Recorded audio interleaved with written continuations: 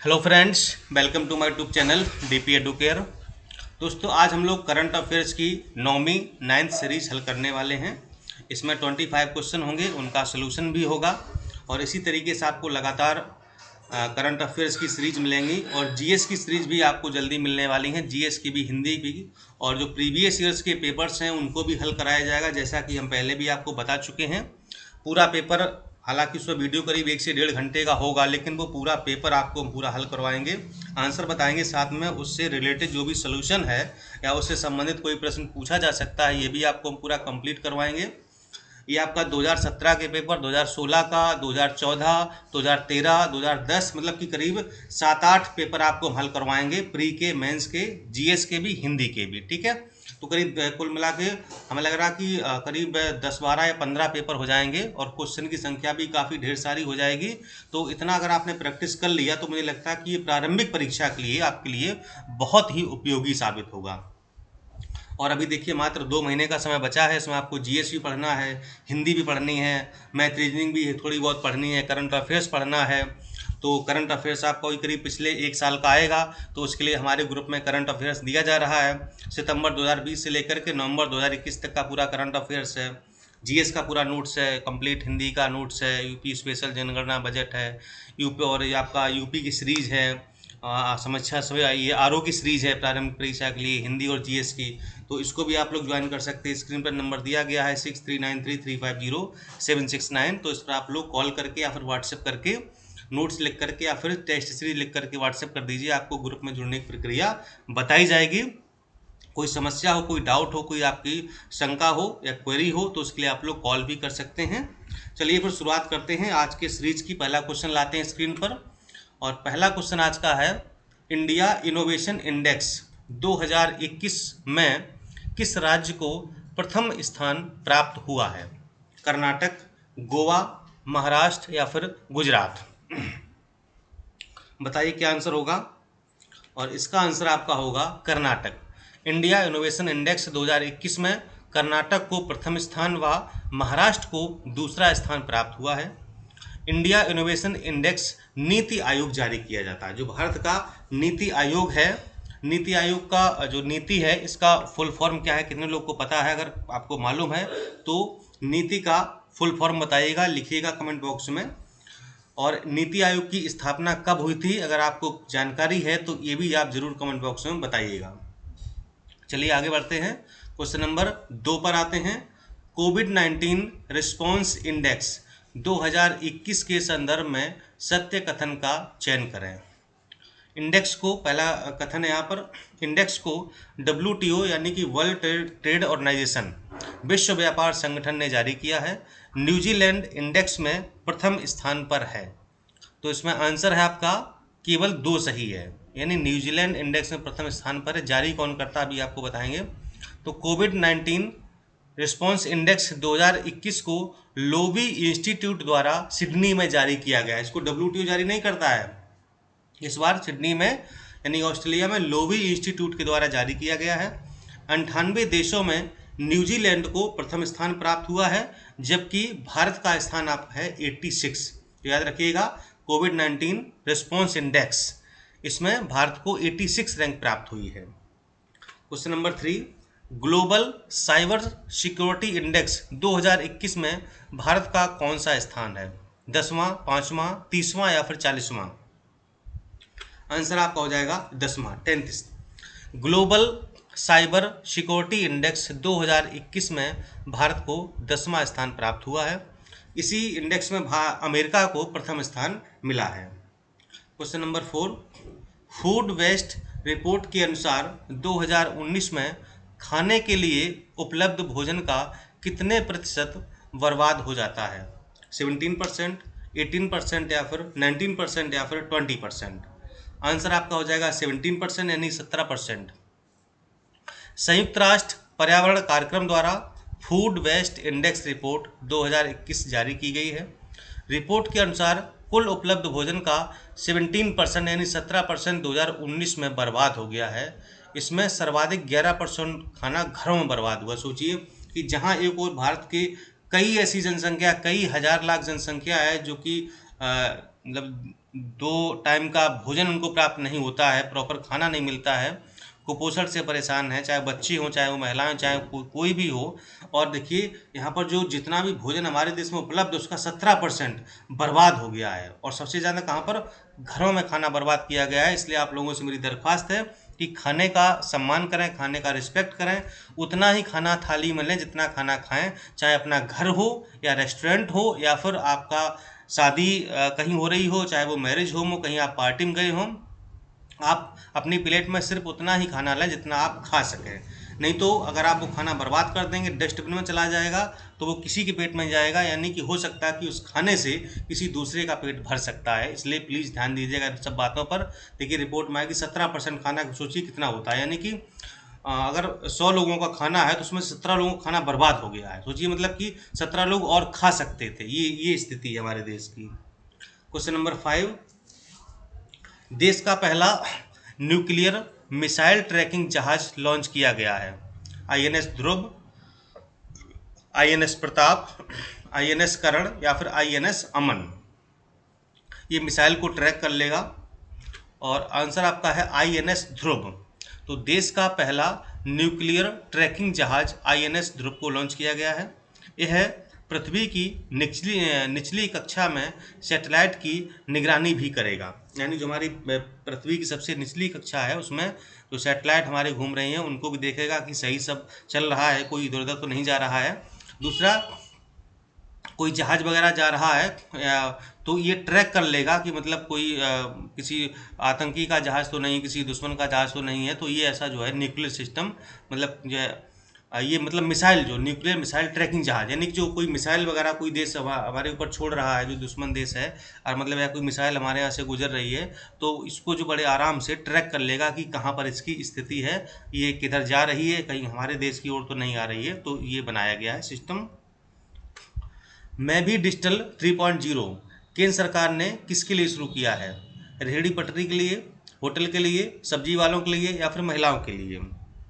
Answer आपका है रेहड़ी पटरी के लिए। केंद्र सरकार ने रेहड़ी पटरी वालों को, यानी रेहड़ी पटरी में जो मतलब कि ठेलिया लगाते हैं सड़क के किनारे, ठेलिया हो गया, खोमचे हो गया, छोटे छोटे खोखे होते हैं, छोटी छोटी दुकानें होती हैं, तो उनको रेहड़ी पटरी वाला कहा जाता है, यानी जो सड़क के किनारे, लाइन के किनारे लगाए रहते हैं।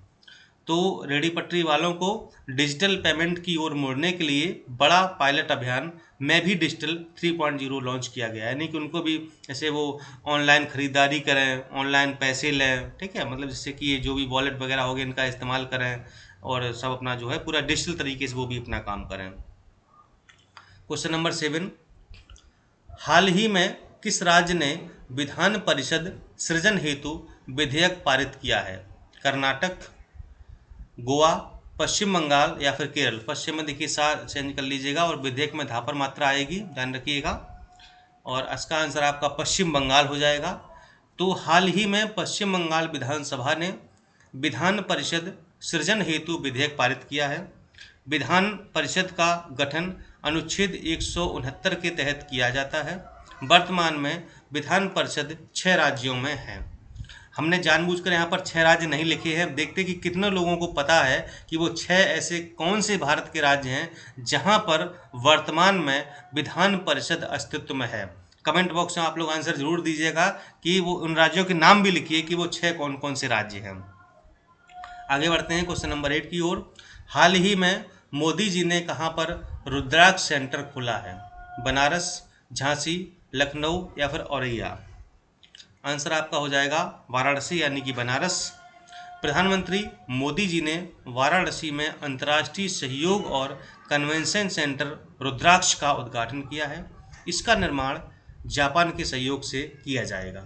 इम्पोर्टेंट प्रश्न है बहुत ज़्यादा, ये पीसीएस में आपको आएगा या फिर आरओ में आएगा, किसी एक परीक्षा में जरूर आएगा, इसलिए याद रखिएगा। वाराणसी में चूंकि अब मोदी जी का वो संसदीय क्षेत्र भी है, तो मतलब खूब एकदम जापान के साथ समझौता बढ़िया से हो रहा है, तो याद रखिएगा, प्रश्न पूछा जाएगा परीक्षा में ये। क्वेश्चन नंबर 9, मारूग्राम कोरोना मुक्त ग्राम किस राज्य सरकार का अभियान है? गुजरात, केरल, गोवा, गोवा को सही कर लीजिएगा, गोवा एक डंडा लगाइए गा पर, या फिर पंजाब। तो देखिए मारूग्राम कोरोना मुक्त ग्राम या अंदाज लगा सकते हैं, मतलब ये भाषा से आप अंदाज लगा सकते हैं कहाँ का होगा, और आप समझ गए होंगे कि ये गुजरात का ही है। तो ये कहाँ का है, इसको गुजरात सरकार ने लॉन्च किया है। Question number 10, kitchen where brand wonder chef का ब्रांड एम्बेसडर किसे बनाया गया है? कृति सेनन, जयप्रदा, अमर सिंह या फिर जया बच्चन। अमर सिंह तो है नहीं बेचारे चल बसे, उनको विकल्प डाल दिया गया है कन्फ्यूजन के लिए, और ये कृति सेनन है। Kitchen where brand wonder chef ने अभिनेत्री कृति सेनन को अपना ब्रांड एम्बेसडर बनाया है। क्वेश्चन नंबर 11, देश की पहली लग्जरी बस बोट सेवा कहाँ प्रारंभ की गई है? कश्मीर में, केरल में, पंजाब में या फिर गोवा में? आंसर आपका है कश्मीर में। कश्मीर में जल परिवहन को बहाल करने के लिए झेलम नदी पर देश की पहली बस बोट सेवा शुरू की गई है। ठीक है, बस बोट समझते हैं, मतलब कि बोट को बस के नुमा बनाया गया है झेलम नदी पर, ऐसी जो है पहली सेवा की गई है झेलम नदी पर। चलिए आगे बढ़ते हैं। भारत का पहला रेबीज नियंत्रित राज्य कौन बना है? गोवा, केरल, पंजाब या फिर असम? आंसर आपका हो जाएगा गोवा। ठीक है, यहाँ पर ये गोवा को रेबीज नियंत्रित राज्य घोषित किया गया है। बहुत ही आसान प्रश्न था।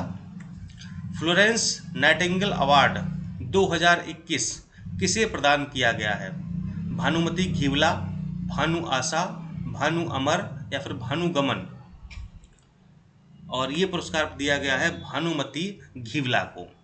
फ्लोरेंस नाइटिंगेल अवार्ड अस्पताल में सेवा भाव से कार्य करने वाली नर्सों को प्रदान किया जाता है। ठीक है, ध्यान रखिएगा, किसको दिया जाता है? जो नर्सें अस्पताल में काम करती हैं और मरीजों की सेवा करती हैं, मतलब सेवा भाव से काम करते हैं, मतलब उन्हें कोई लाभ लोभ लालच नहीं होता है, कोई उनको वो दिखावा नहीं करना होता है, मतलब एक श्रद्धा होती है अंदर से, उनकी अंतरात्मा बोलती है कि नहीं, लोगों की सेवा करनी चाहिए, तो उनको ये पुरस्कार दिया जाता है। 2021 का पुरस्कार गुजरात की भानुमति घिवला को प्रदान किया गया। बहुत ये कभी कभी क्या, मतलब कई बार इस टाइप के प्रश्न पूछे गए हैं, और ये नाइटिंगेल अवार्ड पर भी पूछा गया, तो भानुमति घिवला का नाम भूलना नहीं चाहिए, ये गुजरात की रहने वाली थी, ध्यान रखिएगा। क्वेश्चन नंबर 14, राष्ट्रीय समुद्री विरासत परिषद कहाँ बनाया जाएगा? लोथल, बनारस, झांसी या फिर लखनऊ? आंसर आपका हो जाएगा लोथल। तो राष्ट्रीय समुद्री विरासत परिसर सैंधव सभ्यता के प्राचीन स्थल लोथल में बनाया जाएगा। लोथल कहाँ पर स्थित है? आपको पता ही, गुजरात में ये स्थित है, और ये हाँ, ये गोदी स्थल है जहाँ पर ये हड़प्पा कालीन स्थल है। आपको पता ही है कि ये उसकी जो है हड़प्पा सभ्यता से संबंधित है, और यहाँ पर गोदी थी, यानी कि यहाँ पर डॉकयार्ड था, जो पोर्ट, यानी इसको पहले बंदरगाह स्थल था, ये बंदरगाह नगर भी इसको कहा जाता है लोथल को।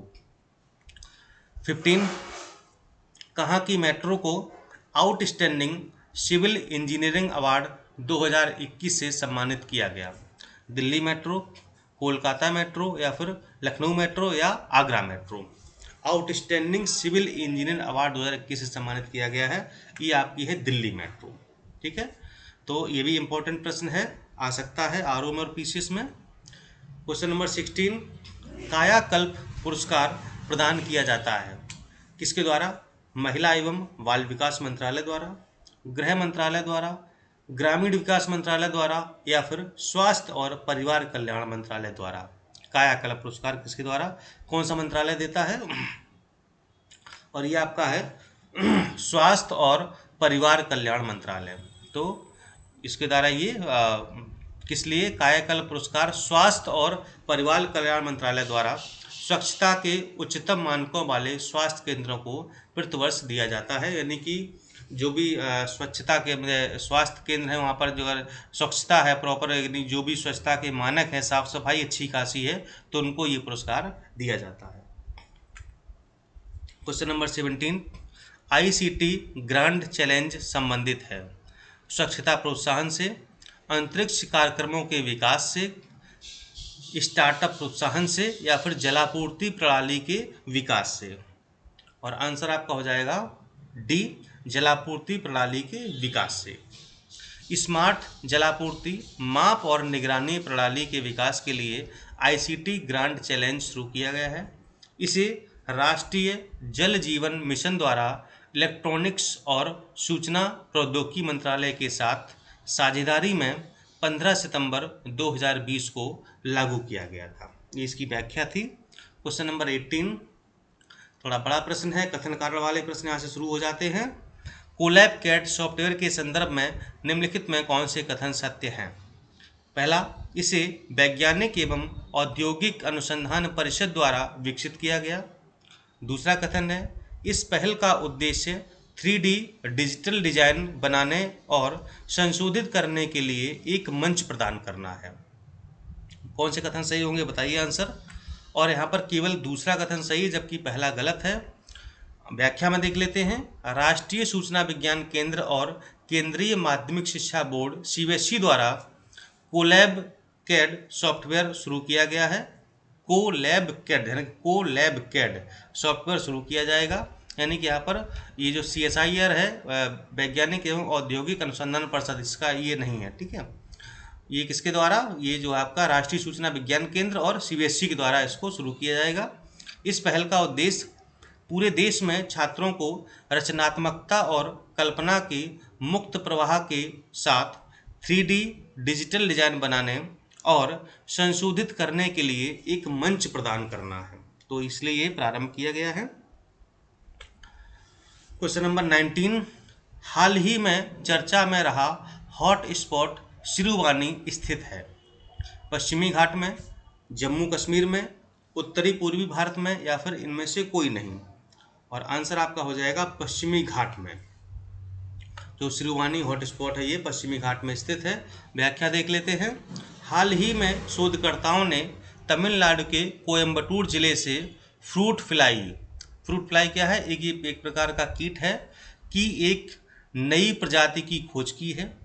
यह नई प्रजाति पश्चिमी घाट में पारिस्थितिकी हॉटस्पॉट सिरुवानी के पास पाई गई है, जिसके कारण इस प्रजाति का नाम सिरुवानी के नाम पर यूफ्रंटा सिरुवानी रखा गया है। ठीक है, तो यहाँ पर देखिए जो है फ्रूट फ्लाई नामक एक नई कीट की प्रजाति पाई गई है, इसलिए ये सिरुवानी हॉटस्पॉट काफ़ी चर्चा में रहा है। कहाँ पर स्थित है? ये पश्चिमी घाट में स्थित है। क्वेश्चन नंबर 20, गणतंत्र दिवस समारोह 2021 के अवसर पर किस देश के प्रमुख मुख्य अतिथि होंगे? ब्रिटेन, बांग्लादेश, सूरीनाम, या फिर कोई भी नहीं।